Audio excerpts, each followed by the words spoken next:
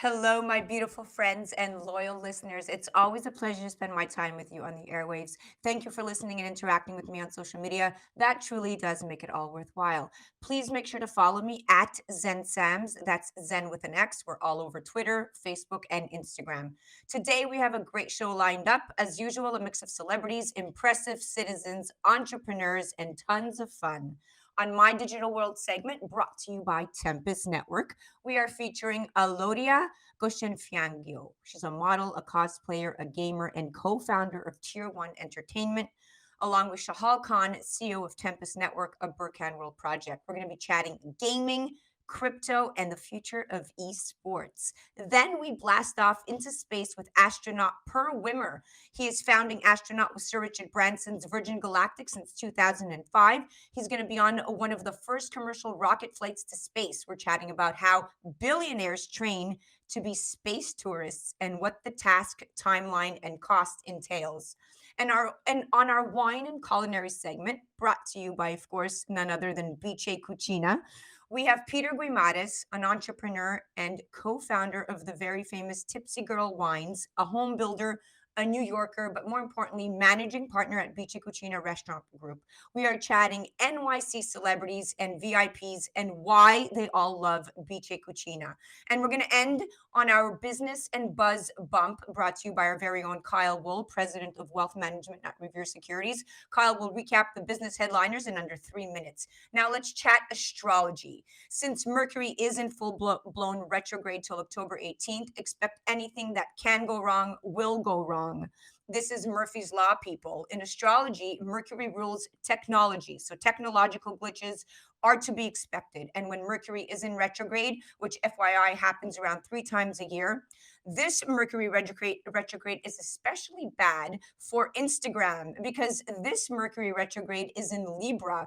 And if you look at Instagram's chart, the sun was in Libra, Mercury was in Libra, and Saturn was in Libra when Instagram was created and launched on the App Store back in October 2010, making that its birthday. And proof of the crash, Facebook Messenger and IG all experienced downs earlier this week. Now, we have so much to talk about, but I don't want to keep you waiting any longer. We're going to be right back with co-founder of Tier 1 Entertainment, Alodia Gosiengfiao, and Shahal Khan of Tempus Network. You're listening to A Moment of Zen right here on 710 WOR, the voice of New York. We'll be right back with My Digital World segment. A Moment of Zen is brought to you by Ocean Resort Casino in Atlantic City, Tempus Network, a BURKHAN World Project, Aikido Pharma, Caldwell Soames, Bice Cucina in Midtown and Soho, Revere Securities, and Romulus Entertainment. Tune in every Saturday night at 9 p.m. on 710 WOR, the voice of New York, or download the iHeart app. Text the word collaborations to 917-575-2321. Follow Zen on social media at ZenSams. Welcome back, beautiful people. You're listening to A Moment of Zen right here on 710 WOR, the voice of New York.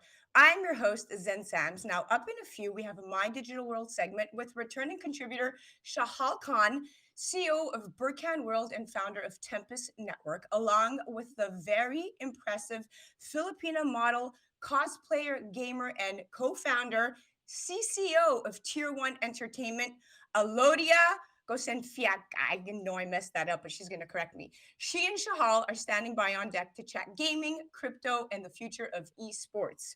Now, as cryptos continue to be a global phenomenon, industries all around the world are looking for more ways to incorporate this frankly revolutionary technology into their core products and services.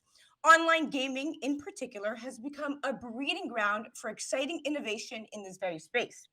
Now, developers are inventing new methods to leverage cryptos to purchase and trade in-game products, cosmetics, unlock characters, and much more. The convergence of the virtual and the real, our metaverse, has never looked so good. Video games have considerably evolved in the past few decades. In fact, the global gaming market, which was valued at 174 billion in 2020, is predicted to reach 315 billion by 2026.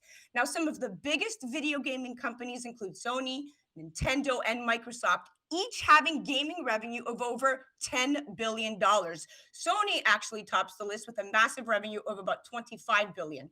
Now, in a report published by the Worldwide Asset Exchange, it was stated that over 75% of online gamers wanted to exchange their virtual assets for a currency that would be used across multiple platforms. And this is extremely important now. Crypto gaming has grown in popularity largely due to its ability to allow players to collect and trade virtual assets that can be exchanged and traded anywhere in the world. And it has also proven to be a secure and simple way for the gaming industry to earn money. Now, joining us now is Alodia. She is co-founder of Tier 1 Entertainment alongside esports veteran co-founder Troy Gutierrez and co-founder entrepreneur Brian Lim. Now, they fashioned themselves as the first esports talent agency in Southeast Asia, helping gamers turn their passion into actual careers by providing them with platforms to showcase their skills and help connect them with brands. Basically, Asia's premier gaming, entertainment, and esports organization. Welcome to the show, beautiful lady. Hello, thank you guys for having me. I'm truly honored to be part of this. Shahal, you don't look so bad yourself. Welcome back. Thank you, Zen. Thank you so much. Nice to meet you, Alodia. Now, Alodia, you have massive followers on social media in the millions, and Tier 1 has presence in 5 countries across Asia and is probably going to likely be a global brand over the next 5 years, okay? Alodia, please give us some insight into the vision you had when you co-founded this amazing company. And over the past years, I know that Tier 1 Entertainment has created more opportunities in the gaming industry and entering Blacklist International. Talk to me about these two things. All right, so basically, my personal vision for the company before was just to actually help gamers like me earn a living, support their families through what they love. And apparently, it has grown so much because there wasn't a career back then. And what we do is actually just guide them, provide them with the right foundation and back end, and eventually let them grow into like multi-millions of followers as well and help the next generation. So basically, I wanted to form this next generation of top talents with and equip them with the right values. So at least we leave a legacy with them. You are so well spoken. Thank you for that. And you probably come from very humble beginnings to be so gracious in wanting to share your knowledge and talent that you've amassed it over these years. But I take my hat off to you. Now, Shahal, esports and cryptocurrencies have always been on corresponding trajectories, right? A decade or two ago, the general public wasn't even aware of their existence, yet now they're taking the 21st century by storm. However, there's always been a gap between the two. Esports took the shape of vivid gaming spectacles delivered by a handful of gifted professionals, while cryptocurrencies came from a world of numbers, statistics, and financial transactions. And until recently, it didn't even seem like the two belonged in the same sentence. What do you think is driving this marriage of the two, and why suddenly are we in this cosmic speed of tech and crypto development?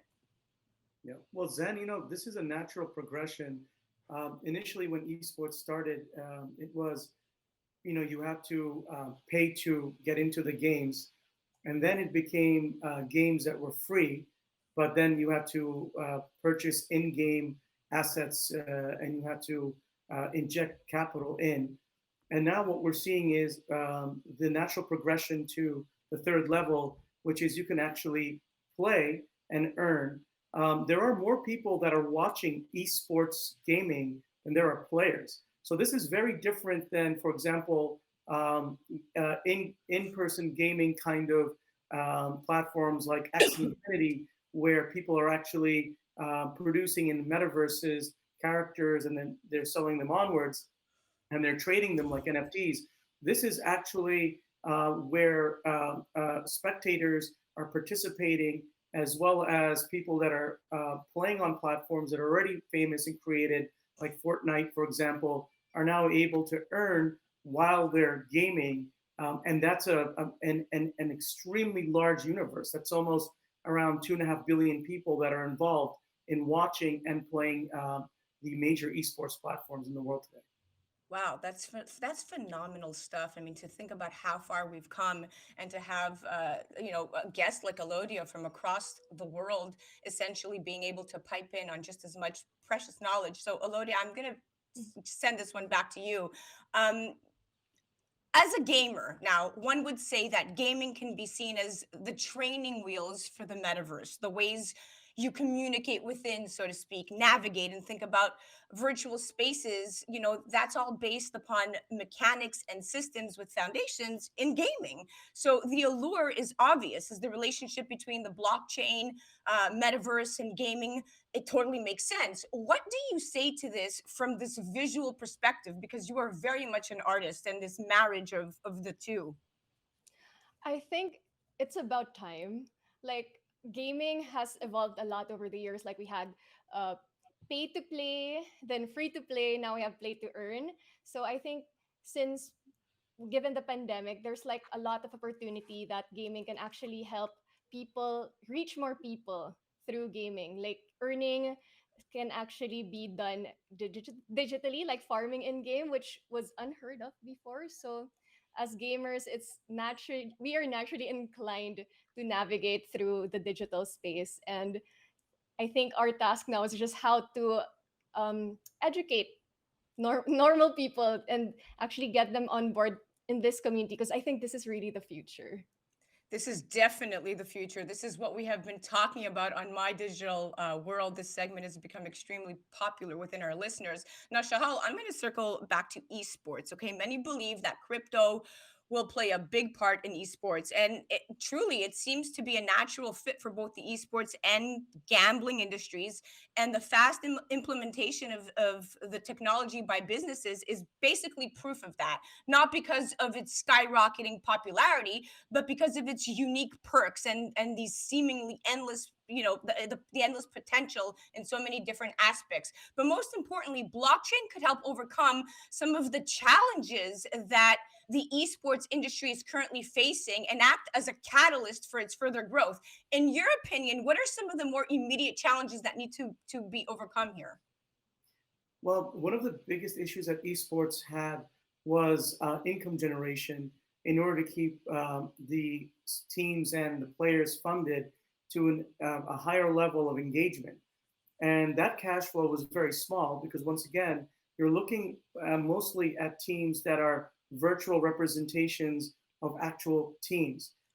We had a great popularity in these teams recently because of COVID, and that was the way that people would be able to further access their love for sports. What's going to happen now is that just I believe due to the fact that teams can create their own cryptocurrency, they can reward their fans and their players with cryptocurrency. Everybody now gets to have a stake within the actual team. For example, the competition. There can be aspects of collaboration. There can be aspects of teams doing special trivia games. So you can really create monetization and pay your fans as well as your players through a crypto that they're all invested in. And now that becomes a new paradigm of economics that can benefit the entire ecosystem, where before you didn't have that. It was people had to pay in order to participate, and the people that were participating that were not playing were literally the base where advertisers would have to pay the actual platform owners, and that money didn't add up. There wasn't enough cash flow to sustain this. But with this model, it incentivizes everyone to participate, and then based on algorithms of participation, it could pay people out, and people could earn enough money to really feed their families in certain countries. Like, for example, in India, where there's over almost 700 to 800 million people that watch cricket, just esports teams in cricket can have a great influence on capital generation within that ecosystem. Yes, And great same thing. analogy. That's Yeah. a great analogy. We have about 2 minutes and 45 seconds left in the segment, and I want to throw this right back to Alodia. Piggybacking off of what Shahal said, now gaming has always been on the forefront of digital ownership, and most agreed upon visions of the metaverse rely upon virtual environments. common in games with decentralized digital ownership. Now we're talking about taking games that run on a cryptocurrency network and include it in a complete distributed ledger, which provides players verifiable ownership, like Shahal said, over the virtual products contained in the games. Talk to me about the opportunities that you see for tier one entertainment, knowing full well that now gamers can be so heavily compensated in 2 minutes. All right, where do I start? So basically, we have like gamers who are also superstars. So they're like celebrities. And if, for example, our IPs create a product, and if it's a very limited edition, the exclusivity definitely will give that crypto or like that NFT a higher value. So that's just one part. And then there's also ways like P2E, like the Axis of the world. Like there's so many P2E games coming out right now. So these are the people who actually earn by farming in game, like trading. You also get the cut through trading. And yeah, there's so many other ways to earn through crypto. There's a lot of integration. And the biggest thing about this is it's heavily what do you call it, heavily influenced by the community or the influence. So with gamers, you have like currently we have like 107 million tapped following on Facebook. So if that whole community believes in a cryptocurrency and they all work together to keep this, I guess there's a lot of opportunities for the future. Wise words. Yeah, I envision esports looking like online poker on steroids, given the potential of real money gaming at a grassroots level. Unlikely blockchain could improve and it could improve the competitive integrity and security in esports, and as I see it, democratize esports. But listen, we're almost out of time. We have about 30 seconds left. Shahal, thank you so much for joining. It's always a pleasure having you on My Digital World. Alodia, you have been such an incredible guest. Thank you so much. Now, if you guys are not familiar with her, please check her out on Instagram, social media. She's all over every platform. Alodia Gosiengfiao. Did I say that right? Yes, thank you. I did. Thank you so much for being on. Thank you, Shahal. Thank you, Zen.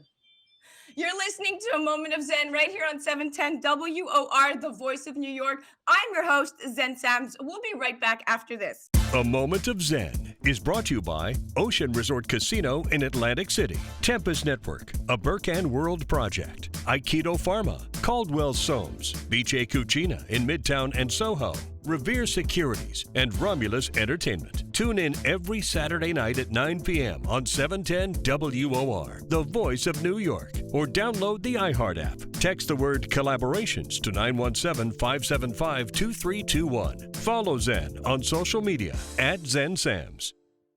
Welcome back, beautiful people. You're listening to A Moment of Zen right here on 710 WOR, the voice of New York.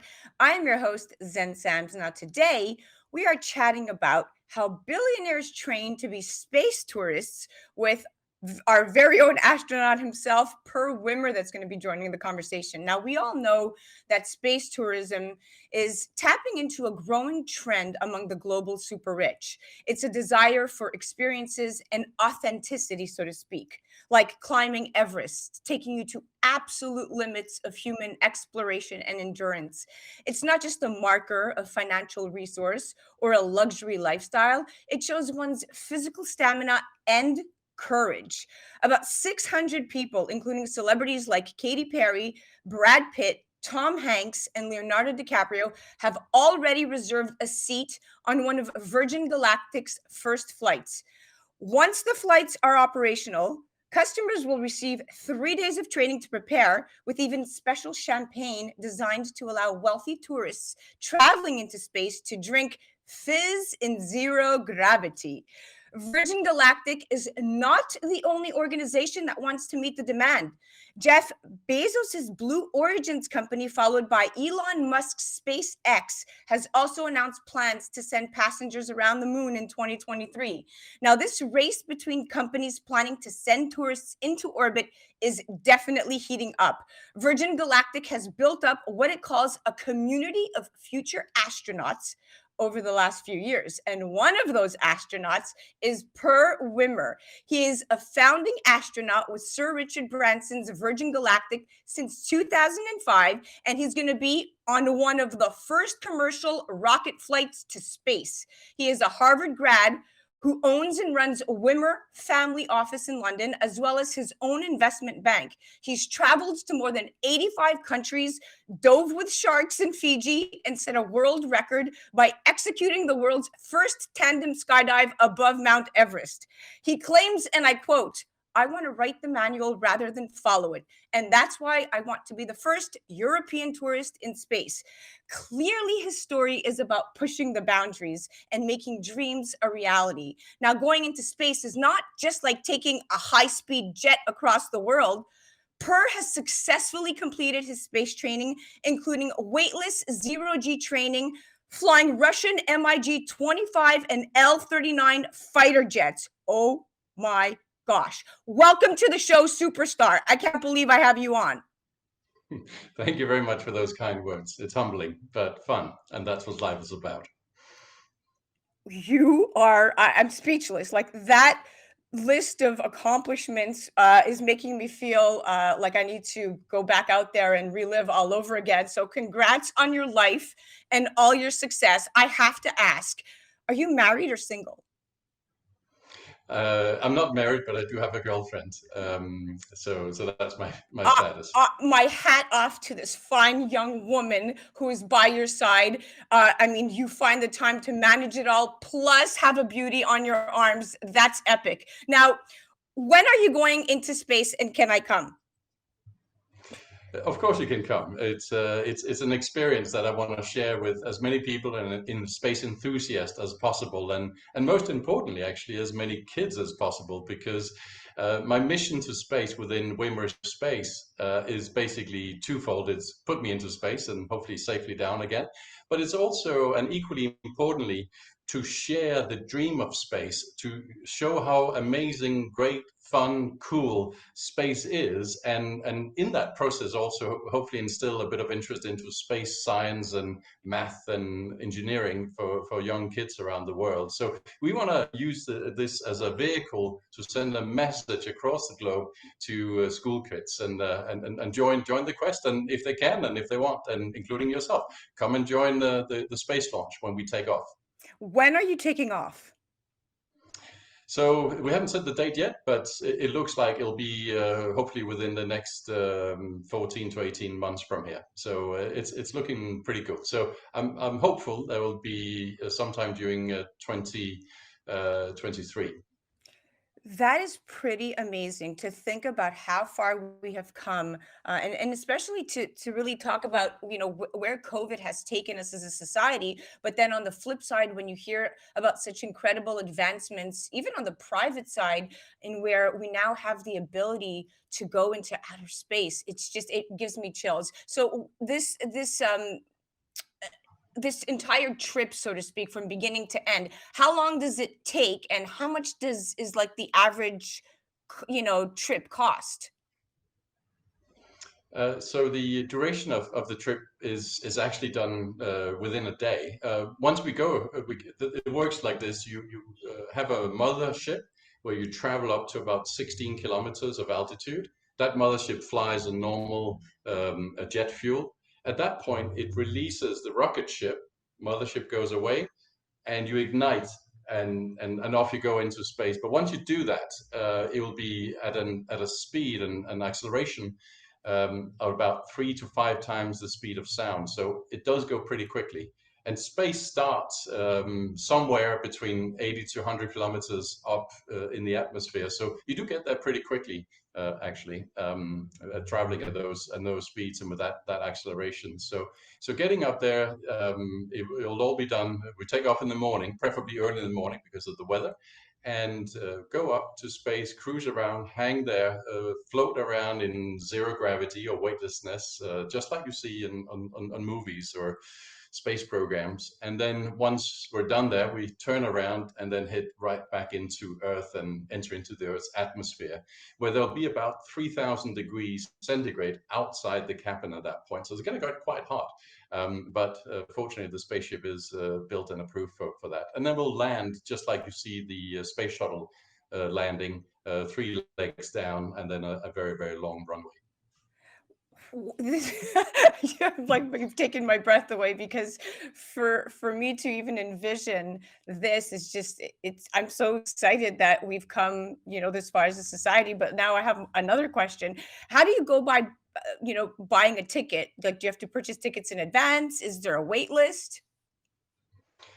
Yes, is the answer to that. I actually bought my first ticket to space in 2000, so 21 years ago. It's quite a long time.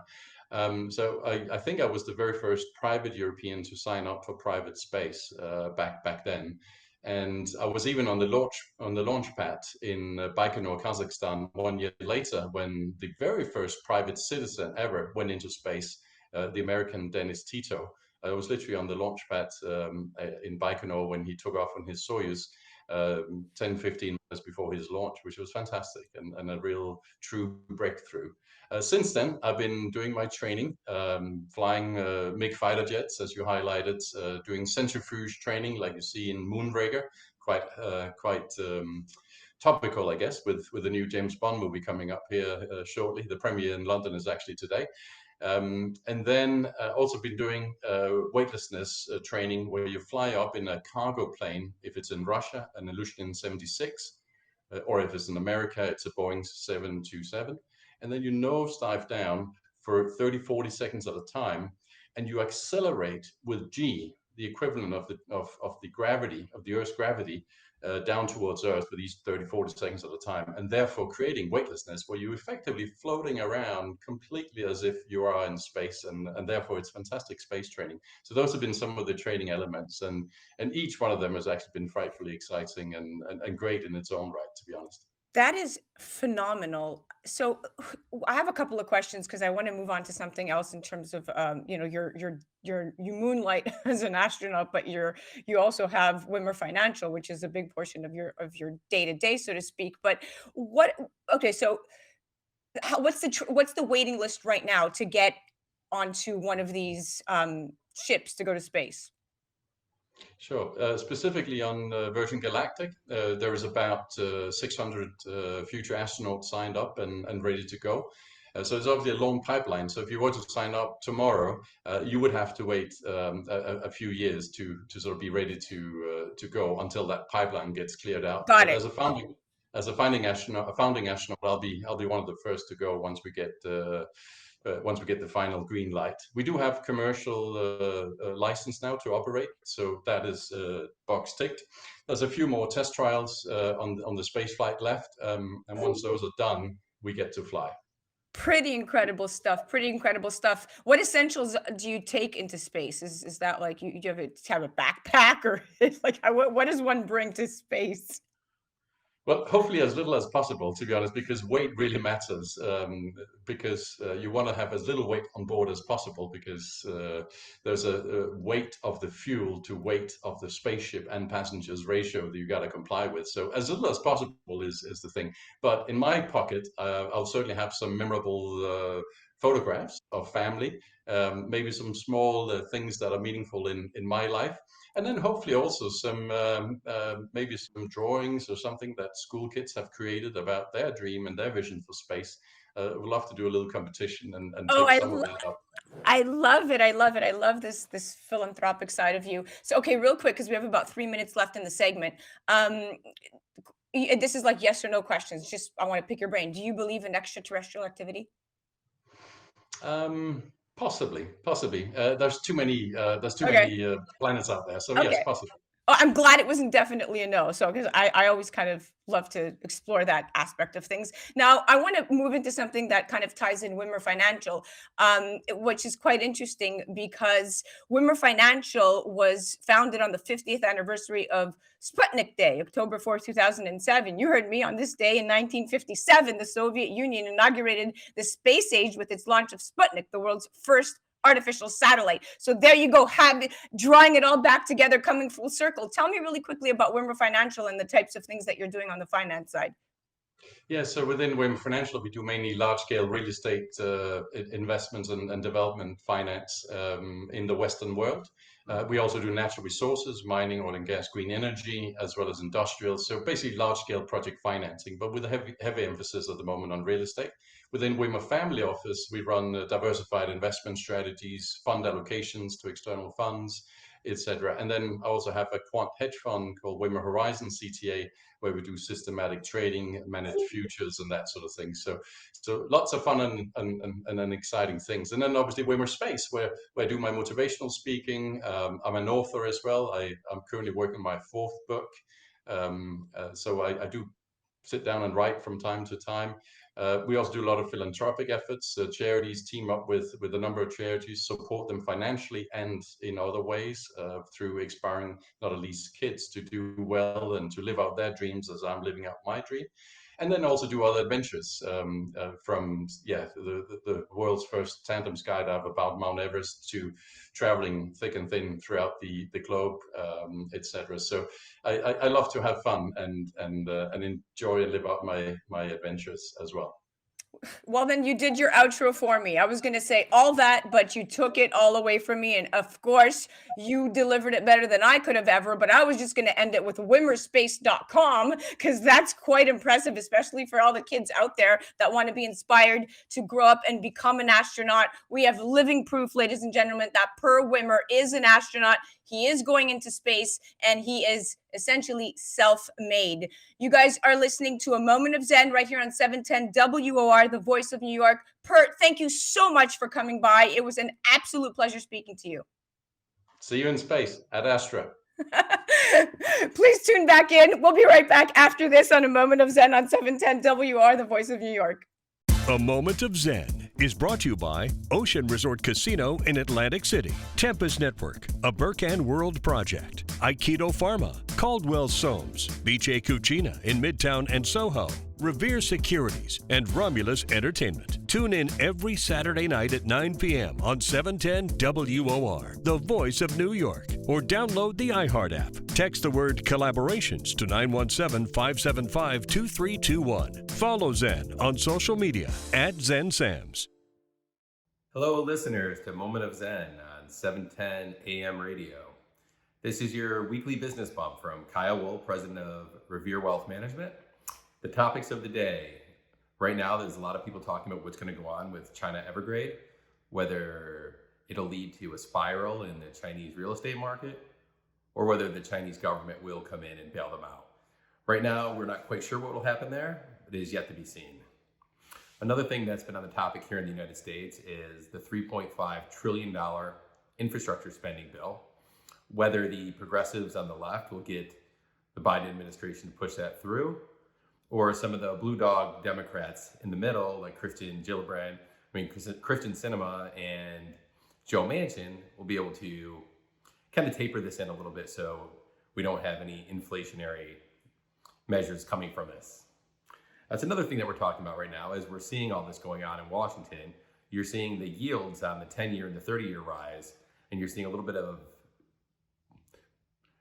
concern what's going on with inflation. We're seeing concern what's going on with the prices of energy, and it's really yet to be seen how this will play out, but the markets are a little skittish at the moment. And we continue, as we've been listening here on the Moment of Zen over the last few months, we're continuing to worry about the backup in the global supply chain. We had people come out this morning and continue to worry about what's going on with the semiconductors over in Taiwan and South Korea, if there's going to continue to be a backup there, and if so, how that will play out with the different stocks and investments that may take advantage of this, and how other ones may not so much take advantage of this in their performance and their market cap. Another big topic is Facebook today. As most people probably realize that Facebook's under severe scrutiny. The stock's down over 6%. Seems to be they're having some issues with their major apps like Instagram, WhatsApp, and Facebook itself all seem to be down.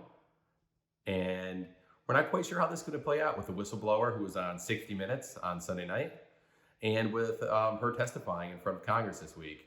So it should be interesting with all these different topics from China Evergrande to interest rates to what's going on in Washington right now to see if that We're going to have a $3.5 trillion bill get passed, and if that does affect inflation, and to see what happens with Facebook and how this plays out. So that's Kyle Wool, president of Revere Wealth Management, with a weekly business bump on A Moment of Zen, 710 AM radio. The options and recommendations expressed by Kyle Wool are his and his alone and may not represent Revere Securities as a whole. A Moment of Zen is brought to you by Ocean Resort Casino in Atlantic City, Tempus Network, a BURKHAN World Project, Aikido Pharma, Caldwell Soames, Bice Cucina in Midtown and Soho, Revere Securities, and Romulus Entertainment. Tune in every Saturday night at 9 p.m. on 710 WOR, the voice of New York, or download the iHeart app. Text the word collaborations to 917-575-2321. Follow Zen on social media at ZenSams. Welcome back, beautiful people. You're listening to A Moment of Zen right here on 710 WOR, the voice of New York. I am your host, Zen Sams. Now, up next, we have Peter Guimaraes. He's an entrepreneur and co-founder of the very famous tipsygirlwines. He's a home builder, a New Yorker, but more importantly, he's managing partner at Bice Cucina Restaurant Group. He's an all-around great guy, always at the pulse and heart of everything going on in NYC. Now, he opened his second Bice Cucina located in Soho this past July.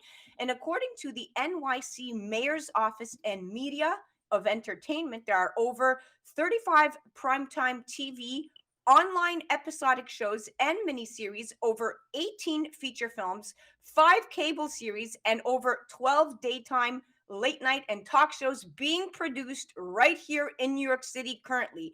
That means that the streets, buildings, restaurants, studios, and parks of New York City are likely to be graced by celebrities quite frequently again. And additionally, Broadway shows also featured are esteeming the most of celebrities from all walks of stardom, as Broadway is officially back, baby. Now, Realty reports indicate that many illustrious stars call various neighborhoods of Manhattan home.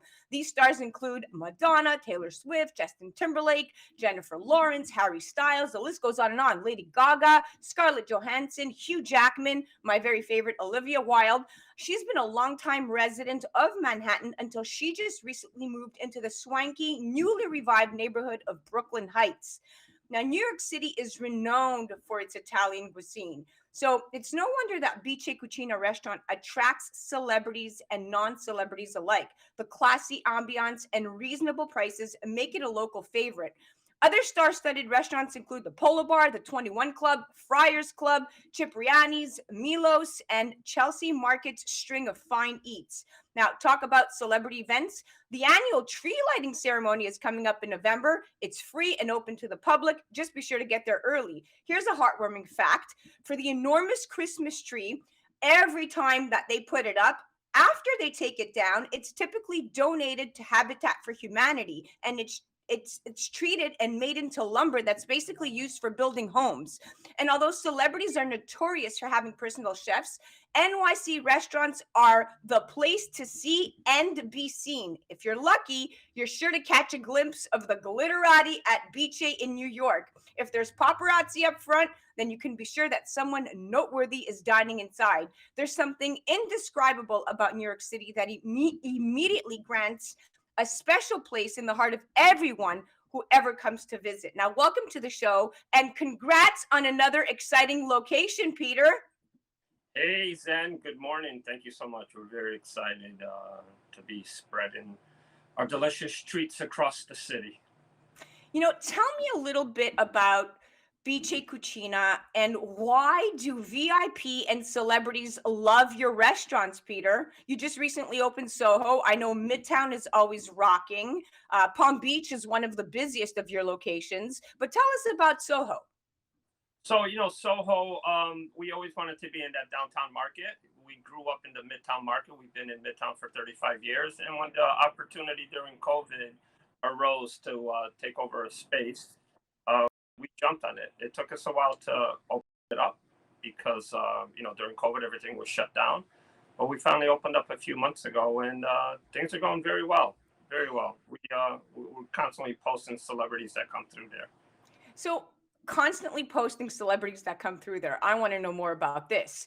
I mean, the who's of the who's always dine at your restaurants, and you are quite a celebrity yourself. I mean, you have dabbled in the reality TVs of the world. You have, dined with the most impressive people. You're friends with all the housewives, having been featured on that show at some point. So you always have the in crowd happening. Now, what inspires you to always want to stay at the heart and pulse of everything in the city? Because I know you also are dabbling still in politics. I am dabbling in politics. I wish I was doing a lot more in politics, but I have, I have to take care of my bread and butter, which is the restaurant business. You don't want to get me started on politics because we'll be on the air all day, with just my disgust for the way the city is being run, and quite honestly, just the disgust for the way the world's being run right now, the United States. But forget that aside. We started out in Milan in 1926, and in Milan in the 80s with Fashion Week and their celebrities, they used to go there. And that's what enticed us to open up Bice on 54th Street in 1983. So since in the late 80s, we were always known as a hot spot in New York City. We had the Rat Pack, we had Frank Sinatra, we had every celebrity come through our doors at one time. And when we moved over to 54th Street, the celebrities already on 55th Street, the celebrities are already used to coming to us, right? If you go on my Instagram page, you see all the celebrities that come through there: Billy Joel, Bruce Springsteen, the list goes on. And I just think that they're used to getting great quality food. They recognize us from the heyday. And then when they come to New York or they bounce around town, Bice is always a comfortable spot, and they know what they're going to get when they come here. Oh, totally. I know what I'm going to get every time I come there, because my favorite dish is the dish that actually you can't find in the city. For those of you listening and are not familiar with Bice Cucina, they have the most incredible octopus carpaccio. Literally my favorite dish, hands down. It is mouth-watering. Can you tell me what inspired the octopus carpaccio? I mean, you're Portuguese. A lot of your dishes are Mediterranean inspired, but this is very unique, and it also looks like a piece of art when you serve it. Oh, so I'm a little confused because I thought your favorite dish was the one that comes in the little wine glass. Oh, definitely. We definitely have to. I thought that was your favorite dish. You know what? And anybody that knows me knows that I'm all about my wine. I love a good glass of white wine. I can't do red for some reason. Doesn't sit well with me. It never has. But I love. You onto the Gavi though. You did. Yeah, it's great, right? Yeah, Agave's the best. Okay, let's go back to the octopus carpaccio. Please tell us about this dish. It's a very popular dish. It's a very simple dish, right? So we get in a whole octopus, we cook it down, then we chill it, we freeze it, and then with it being frozen, we can take it across the slicer, very, very thin. We add lemon vinaigrette dressing over it. We do some bell peppers. We do it arugula with some cherry tomatoes, and people just love it. I mean, a lot of people are even hesitant because they've never really heard of octopus carpaccio. You've heard of beef carpaccio, even salmon carpaccio, but you don't really hear a lot about octopus carpaccio. So when I introduce it to people, they're always a little bit skeptical.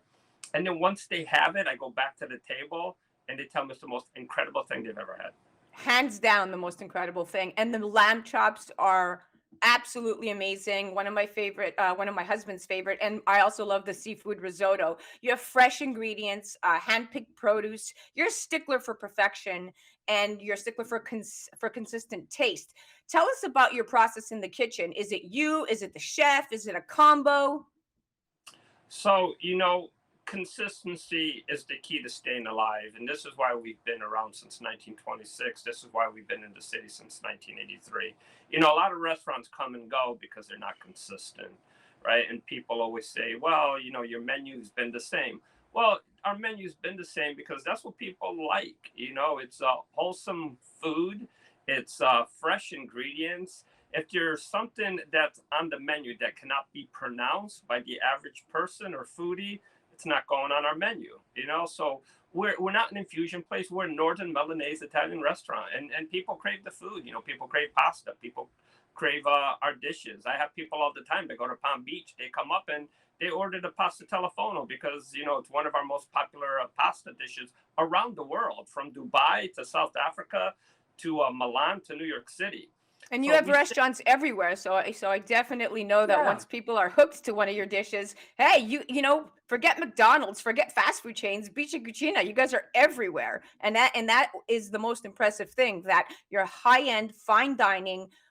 Great produce, great fresh ingredients, really interesting menu items, and you're everywhere. Like you said, if I'm in Florida, I can get biche. If I'm in Dubai, I can get biche, which is great. Now, Peter, I have to ask you about this. We have about 4 minutes left in the segment, and this is probably going to take a good chunk of it because I know you have strong opinions here. But what do you feel about this mask mandate imposed by Bill de Blasio, and having you as a restaurant owner now having to turn somebody down based on this vaccine card and not serving them based on perhaps even a medical disability? Because we know for a fact that the 30% roughly who have remained unvaccinated in New York City are people who are choosing not to for either health reasons, religious reasons, or guided by their internal, ethics, whatever you choose. But it's people's freedom of choice. But what position does that put you in as a restaurant owner who's now going to face a fine, $1,000 for the first one, $2,000 for a second warning if you let somebody in? You're being forced to segregate. What do you say to that? So, everybody knows my strong opinions on the political scene, right? When I ran for a New York City mayor, I had a lot of strong opinions on everything. Bill de Blasio is not one of my favorite, will never be one of my favorite. I think he's ruined the city. I'm a restaurateur, right? I went into the business because we're in the hospitality business, which we're not just hospitable to the black, the white, the Spanish, the Italian. We're hospitable to everybody, right? If you have cancer, if you have leukemia, if you got whatever the cause may be. And now you want me to stand at the door and ask somebody for a vaccination card. The Restaurant Association is against this. I'm against this. We filed the lawsuit against the mayor's office. There's lawsuits being filed across the country. It's just not right. And why is it that the restaurants are always the ones that are the victim? The biggest victim in this pandemic has been the restaurants. We get closed down. We get our hands tied. We have to sit people 6 feet apart. We have to mandate masks. We've turned into the Democrats' health babysitter, and we're tired of doing it. I mean, we're not babysitters. We're not here to enforce the vaccination laws. We're here to serve you great food, make you feel welcome, and take a little bit of pressure off of your day. There you have it, guys. That was so well said, Peter. Thank you for saying that. I echo your sentiment, and I think that the vaccine is a place to talk about with your physician, not your politician. Now let's move on to your history speaks for itself. You are a VIP in your own right. You have been on television. You constantly contribute on our show. You appear as a contributor on Newsmax. You have a voice within your community. Tell us about how you managed to balance it all out, from restaurant owner to being a single dad to being a committed partner. How do you fit it all in? We have about a minute and a half left. Well, I struggle with this every day, right? I mean, we get tired sometimes. We get to bed late, especially in the hospitality business. I mean, I don't see my pillow before 1 o'clock in the morning. And, my day starts at 7:30, getting to the gym, making sure that my deliveries are in on time, making sure that the restaurant's ready to open. It's a juggle, but, you have to love what you do, right? And that's the motivation. I love my daughter, so it's not inconvenient for me to go see her volleyball games or to spend time with her. I look forward to that. That's what motivates me to get out of bed. I love the restaurant business. I love my customers. I love the Zen show. All these things you put together, you just have to love what you do, and you have to be motivated by it. If you don't love what you do, you're not going to get out of bed.